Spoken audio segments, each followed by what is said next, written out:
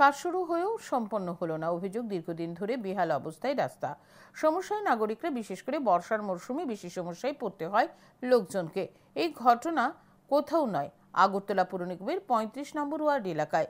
জানা গেছে, পিয়ারীবাবু বাগানের ২ নম্বর রাস্তাটি বেহাল অবস্থায় দীর্ঘদিন ধরে পড়ে আছে। দুই একবার স্থানীয় কর্পোরেটর তুষারকান্তি ভট্টাচার্য পরিদর্শন করে সংস্কার করার আশ্বাসও দিয়েছিলেন। অভিযোগ, আজও জল নিকাশি ব্যবস্থা সহ রাস্তার কাজ সম্পন্ন করা হয়নি। ফলে পুরো রাস্তা ভেঙে খানাখন্দে পরিণত হয়ে আছে। চলাচল করতে পারে না রিক্সা কিংবা কোনো অটো।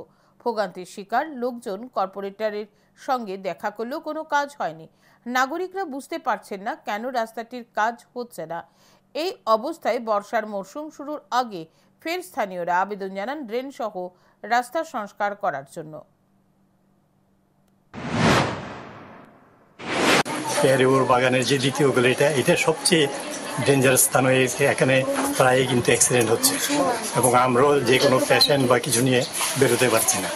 এই জন্য আমরা চাই যে সহসাই যাতে অন্তত প্রথমত আমাদের এই গলিটাকে ধরা হোক।